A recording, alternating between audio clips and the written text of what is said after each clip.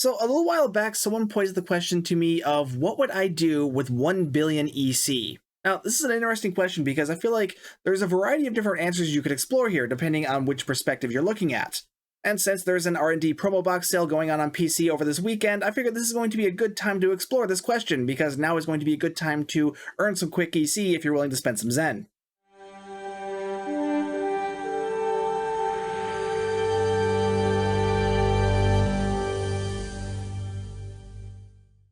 Now, whether you're a new player to Star Trek Online or a longtime veteran of the game, coming into a good amount of EC, your first thought either way is going to be a new ship. This is Star Trek Online. Ships are kind of everything in this game. So if it were me, the first thing I would do with 1 billion EC is, honestly, I'd keep saving, because frankly, 1 billion EC does not go as far as it used to. Like, if we see here, looking at some of the lockbox ships that are available, let me see if I can spell. Yeah, the Excelsior 2 is going for around 1.2, 1.4 billion. Theseus is going for around 1.3 billion. Look at something a little older. Yeah, 1.3 for the Atlas as well. Not much supply for the Atlas either. Whew, that's concerning. And those are just lockbox ships. Promo ships are going to be a whole different thing, because, I mean, you're going to be lucky to even find one on the exchange, because most of those are selling for around 1.5 billion or higher. And once you get higher than 1.5 billion, you can't even go to the exchange. For that, you're going to have to go to one of the trading channels or find a friend who has one and sell it to them that way, because, yeah, the exchange only goes up to 1.5. Any higher than that, you're looking at private trades. That's why it's hard to find promo ships on here. Let's see, the Inquiry. Yeah, no inquiries. Let's try the Constitution 3. Helps if I spell Constitution correctly. Okay, that's a little surprising. I did not think I'd find any on here, but trust me, these will not be here for long. What's another popular promo ship? Yeah, nothing on the American Worker Flight Deck Carrier, either the Constitution or the D7. So yeah, promo ships are going to be hard to find. You might get lucky, but again, that's going to be pretty scarce to find on the exchange. Lockbox ships, going to have a better luck with some of the more recent ones, but a lot of the older ones you're going to have a lot of trouble finding. But either way, both of those are going to go over your 1 billion EC budget. However, there is also low-buy-store ships, and those are a bit more affordable. And here we see the Kelvin Timeline Intel Dreadnought. That's the Vengeance. You know, that's selling for about 275 million, a little less than that. But you know, depending on when you buy, these will vary a little bit. But we can safely say around 275 mil for that. Let's look at some other more in-demand low-buy store ships. See the NX, a little bit more, running closer to like 280, but also less demand or less supply for that one as well. So. Might be a little harder to get at certain times of the year, but the NX Escort, okay ship, but you know, I feel like a lot of people still like this one for the Enterprise era Space Barbie. Plus, this does have a nice trait for beam overload. Speaking of traits for beam overload, Zindi Adaleth. This is the ship that comes with super weapon ingenuity. A bit more expensive on that one, so going to be closer to a bit over 300 million, possibly over up to 320. And the Iktomi, again, not a great ship, but this is another one for the Starship trait. This one comes with improved photonic officer, definitely valuable if you want to be running more of a science build. This is going to be running a little closer to 300, a little less than 300 mil, but roughly around that. So low-buy store ships are going to fall much more within your 1 billion EC budget, being able to afford up to 3 of these, which is pretty impressive. Well, not that impressive because they are still going to be single character unlocks, so keep that in mind when dealing with anything on the exchange.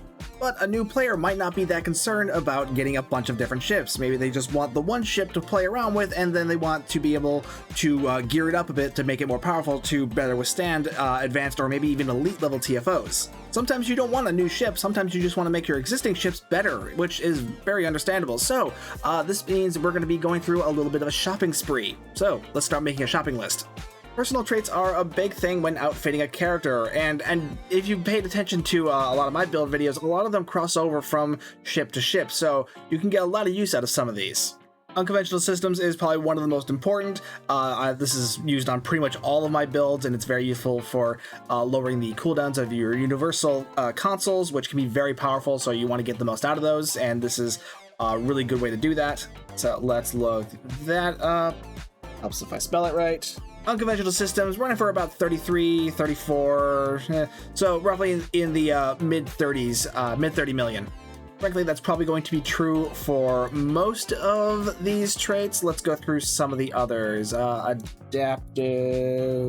offense, that's the ground version. We're looking for the space version. There we go, space trait. 30 mil, works up a little bit there, so a little over 30 mil. I imagine that's going to be true for a lot of these. Yeah, it's roughly the same. So you can probably get most of these traits for around 30, probably a little less than 40 million each.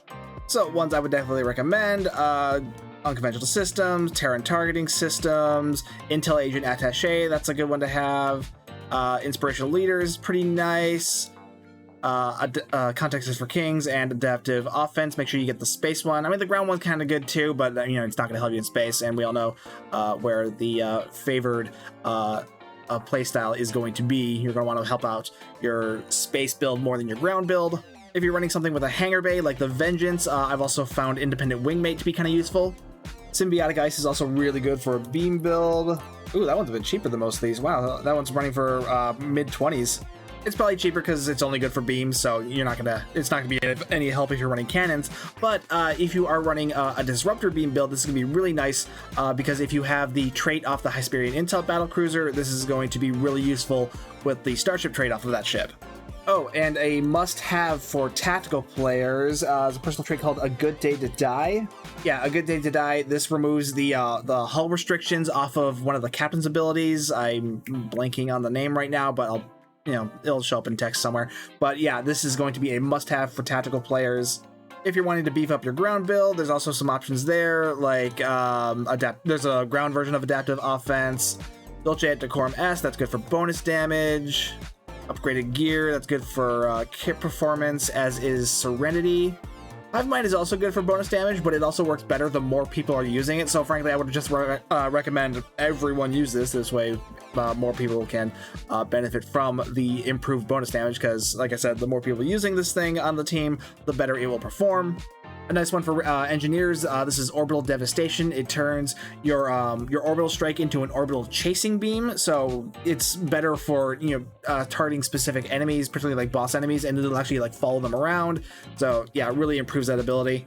Wow, that's only going for 8 mil. That's actually kind of surprising. I would have thought that'd be going for at least 15. But yeah, the nice thing about the ground traits is they're going to be less than the space traits, because again, everyone is always more worried about space than they are ground. So you can probably get some decent ground stuff for pretty cheap. So that was roughly 1, 2, 3, 4, 5, 6, 7 personal traits. God, I hate recording in the middle of the day. I just heard the mail carrier drop off the mail again. Now again, they're going to think I'm a crazy person. Anyway, 7 personal traits averaging at about 30 million each. That's going to be about a total of 210 million. So that plus the roughly 300 for a low-buy store ship, that's going to be about 510 million. So we're about halfway through our budget. Now let's talk about Starship Traits, because these are going to be a bit harder to find on the exchange, typically because they're usually attached to starships, but there are a few that are available in just a infinity box in the lockboxes. I decided to go through this box and, take a look at what traits are in there and find out just what would actually be useful for in any case whatsoever. No, it doesn't necessarily have to be meta, but what would just be something that would have some sort of benefit, no matter how much or little it is. I found 5 that I think some people would actually kind of like. Okay, first off is going to be an old favorite of mine, actually. Onboard dilithium recrystallizer. You can pick. Wow, that's actually kind of cheap. 4 mil right now, but it goes up to 7. So I'm going to say that's going to be roughly around 7 mil. This is probably just some outliers right now. But yeah, one of my favorite Starship traits, for a budget build. This is always good to have for some easy bonus damage. You can pair this with the, what's it called? The enhanced plasma manifold off of the tier 1 Oberth, which you can pick that up for like I think it's a day or two's worth of dilithium. Another one that I think some people will like, what was it called? There we go, carrier wave shield hacking. This one's even cheaper. This one, anytime you use, I think it's a control ability. Okay, anytime you use tractor beam or an intel power, it can disable enemy shields for a short duration. So that's always going to be nice to have, to be able to disable enemy shields. You can get some good amount of damage onto their hull. Of the few ships we looked at in this video so far, this is going to pair really nicely with the Vengeance, because that is a full intel ship, so you're going to have a good amount of variety for intel powers to use with this. Need to know basis is another one I found that I think it's not a super useful one, but I think people will be mildly amused by it because it summons in another starship. Yeah, anytime you use an ensign level ability, you gain a stack of need to know basis, and at 10 stacks, it'll summon in a Section 31 ship that will fight alongside you for 31 seconds. Like I said, it's not very powerful, and I wouldn't even say it's even that useful, but it is amusing and it's very cheap. Nano Infestation, this is another really cheap Starship trait you can get from the lockboxes that you can get on the exchange. This one, it will apply some physical damage over time anytime you use a control ability, and after 10 seconds, this will also begin to spread to other nearby ships. Again, it's not going to be a lot of damage over time, especially if you're, pretty weak in your EPG skill, because it deals physical damage, which that feeds off of your EPG skill. But again, if you're hurting for Starship traits, it's a little bit more damage than you had before. And the last one is Pilfered Power. This one's actually a little bit more decent than the previous two, but still just as cheap. What this does is anytime you use these certain control abilities, it will basically siphon off of some weapons and auxiliary power from your enemy and apply it to yourself. More weapon power is always good to have on an energy weapon build, and more auxiliary power can also be pretty helpful because there are a number of weapons and abilities that have certain exotic effects, and those will be buffed by auxiliary power. So yeah, those are 5 Starship traits that you can find off the exchange that are rather cheap. Like seriously, most of these were at or under 1 million EC, so that's going to be very low impact on our 1 billion EC budget. Another quick thing to look at are going to be bridge officer abilities. Now, there are more than a few available on the exchange because they come in lockboxes, but there is one I would only call like a must-have, and that is Chemosite Lace Weaponry. This is a regular appearance on pretty much most of my DPS builds.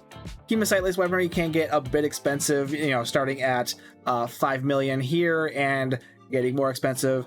And the weird thing about Chemosite Lace Weaponry is that you technically want to go for the lower level version. So that's why 3 is actually the cheapest one on here, because typically that's going to be in the Lieutenant Commander seat, and that's where you're going to want to keep your firing modes usually. So unless you have a ship that has a very high amount of tactical seating, you're not going to want to bother with the level 3 version of this one. Really, ideally, the one you want to go for is the level 1 version, and that's starting here for about 6.5 million. There are some cases where Chemosite Lace Weaponry 2 could be useful, like you could move Torp Spread down to the level 1 and move Chemosite up to 2. Technically that might be a little better because you'll get more radiation damage out of Chemosite, and honestly Torp Spread between 1 and 2 isn't going to make that much of a difference. But ultimately which one you want to pick is going to depend on your ship, its seating, and how you want to lay it out. There are also a number of consoles worth looking for that you can find in the lockboxes, which are also sellable on the exchange. Like there's well, frankly, which ones you're going to want are really going to depend on what kind of build you're running. There are a number of good ones like Hull Image Refractors, which is good for a tank build, but can also just be good for general survivability. Yeah, Hull Image Refractors, 6 to 7 billion. Sorry, I keep saying billion. 6 to 7 million. So yeah, this one's good for general survivability. If you're struggling in that department, let's see, what else is there? I've got a list on this side. Swarm Matrix, which is good for a pet build. Wow, there are no Swarm Matrices up here? Wow. Okay, couldn't find any Swarm Matrix, so not sure how much that one's going to be. Computer Assisted Flight Algorithms, this is a good one for any sort of DPS build, as long as you are remembering to focus on flanking damage, because this will give you additional buffs to dealing damage on your enemy's rear arcs. It also gives you buffs to flight speed and turn rate, making it easier to get into said rear arcs.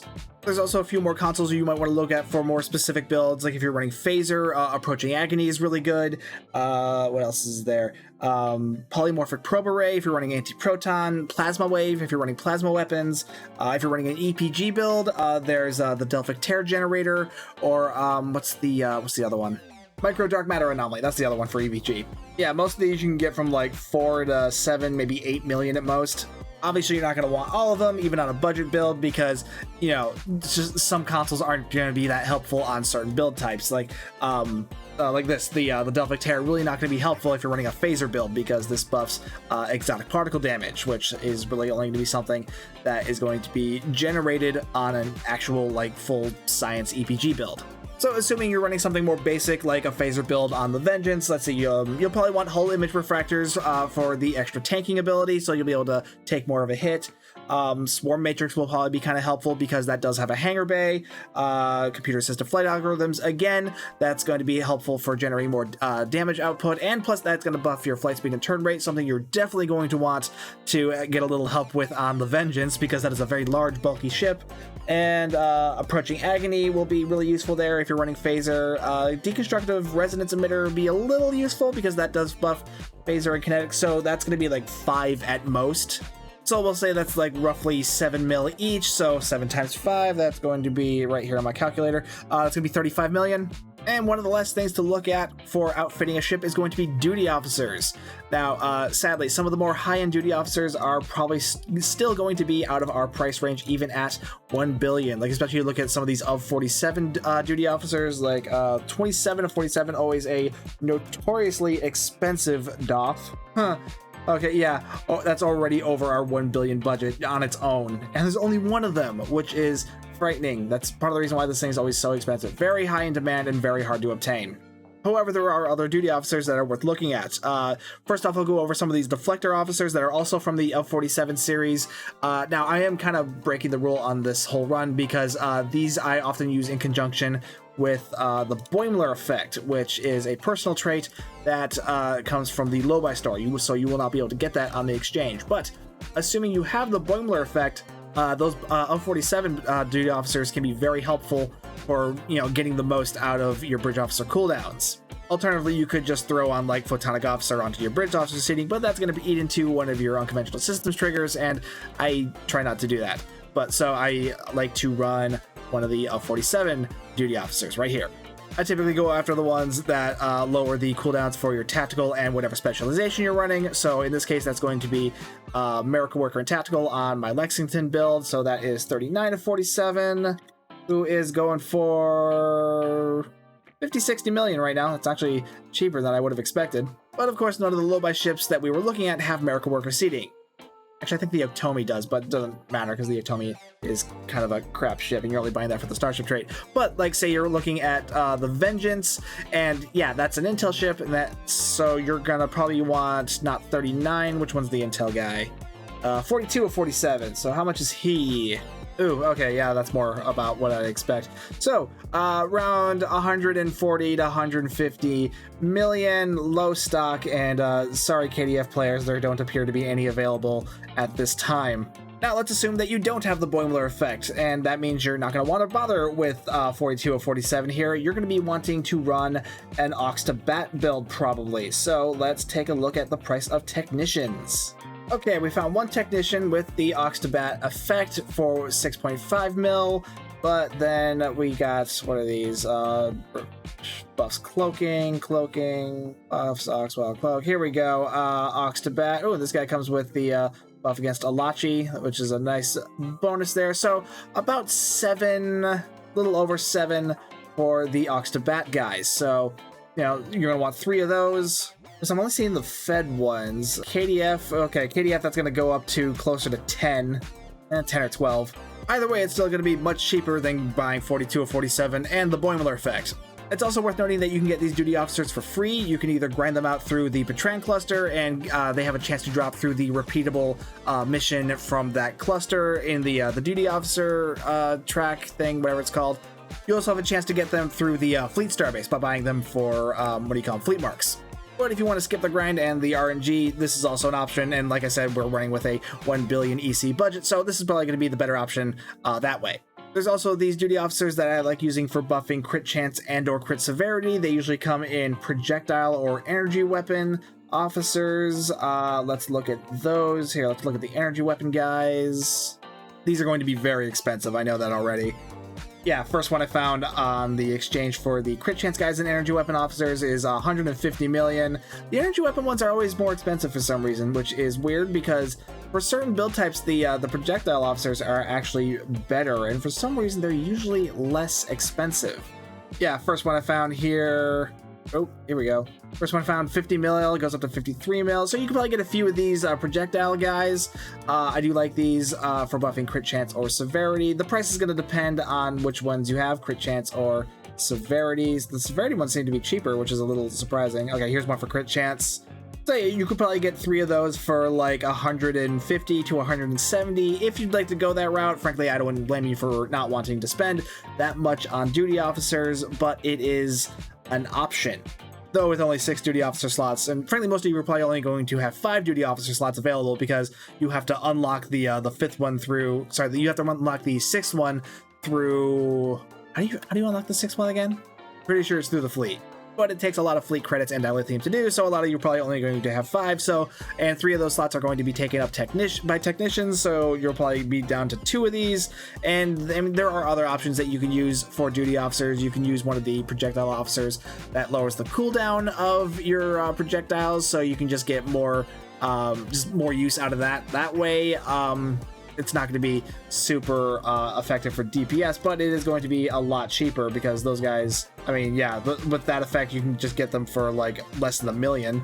And there's also some decent duty officers in the Phoenix store, so you might want to check there first for some other budget options. So yeah, you might not even have to worry about those projectile guys at all. But since most of you will probably have room for at least 2 of them, I'll mark down that for like 100 mil just for the sake of it, just in case. So that about wraps it up for what I would get with $1 billion EC. So let's start adding that up, see how far I am into our budget. So the low buy Starship was going to be roughly 300 mil, and another 210 for the personal traits, another 8 mil for the Starship Traits, and then it was 6.5 mil for Chemosite Lace Weaponry, roughly 35 million for the consoles, and another 21, well, it's about 21 mil for Federation technicians, but 3 of them for KDF is going to be closer to 36, so let's just round up and go for the KDF price. And lastly, I said 2 of the projectile crit chance or crit severity guys, which that's going to be another 100 million.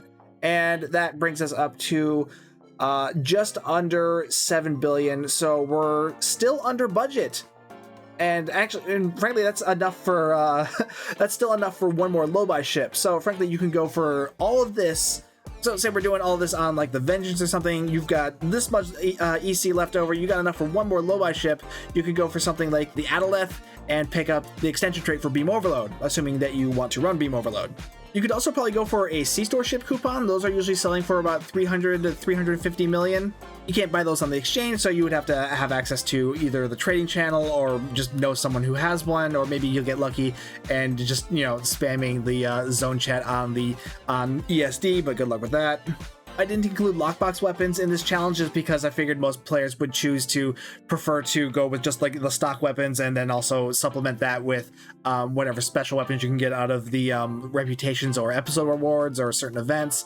But I mean, with this much leftover EC, you could certainly go for at least a number of those. The unique procs off of certain lockbox weapons, they'll do, some of them will benefit your DPS in some way or another, but honestly, it's only going to be like a small difference between those and just like the stock ones. We're talking like 3 or 4% difference in DPS, so that's why I figured most people wouldn't want to bother. But really, in the end, I feel like most of you are, if you're wanting to go that route, more of you are going to be concerned more with Space Barbie than actual DPS performance, which that's fine too. So, I mean, let's look at some of the more Space Barbie-esque options, like the assimilated beams. There we go, assimilated beams. Oh yeah, selling for like 400 to 500k for the dual beam banks. The beam arrays, let's see, yeah, still under $1 million. It's another good Space Barbie. Oh, the what are they called? The ones that Spencer likes. The Viridian plasma. I know a lot of people like these. I know a lot of people like these because they look like freaking turbo lasers. Now let's go for the beams. Okay, the beam array is going in for like 2 to 3 million each. What are the dual beam banks? It's dual cannons. Dual cannons are still going for around $1 million. About the same for the dual beam banks, really. It's about 1 to 1.5 million. But yeah, you'll certainly have some options with your leftover EC. Now, there is also one last option I should go over before wrapping up. And, you know, if you've got $1 billion EC, that is a really great starting point for honestly accumulating even more wealth by playing the exchange. A common thing that people will do is to buy and sell master keys. The idea is to, buy master keys when they are at a low price and then sell them when they are at a higher price. This will take a while. This takes a lot of concentration on knowing when the exchange is going to fluctuate, when knowing when certain sales are going to appear. And yeah, it's not something I do much because frankly it's exhausting, honestly, because you got to keep up with everything. The Stowe's economy is always in a certain amount of flux, and it's exhausting. Frankly, Spencer has a better head for that kind of thing than I do. If you're wanting tips on that, maybe go pester him about it. But yeah, it's something I thought I should address before wrapping this video up. But yeah, it's not something I don't think I'm really qualified to go into more detail on. So yeah, that is what I would do with 1 billion EC. Find a ship that's affordable, outfit it to the point of where I like it at, and then go from there. I even did it under budget, which I'm a little proud of. Not that 700 million EC isn't still a lot of EC, but still. So yeah, let me know what you thought of this down below, and let me know what you would do with 1 billion EC. Would you do with something that I did, or would you do something completely different? Let me know in the comments down below, and while you're down there, be sure to hit like and subscribe, and hit the bell for notifications. If you would like to further support the channel, you can hit that join button to become a member, or hit the super thanks button, or hit the the merch store link in the description. Sorry, I'm rushing through this intro because people are waking up at my house, and it's about to get noisy. If you're ever shopping on the Epic Games Store, be sure to use my content creator code STU1701. It doesn't cost you anything extra, but it does help me out, and I really do appreciate it. That is content creator code STU1701. Either way, though, thank you so much for watching. My name's Stu, and I will see you guys next time.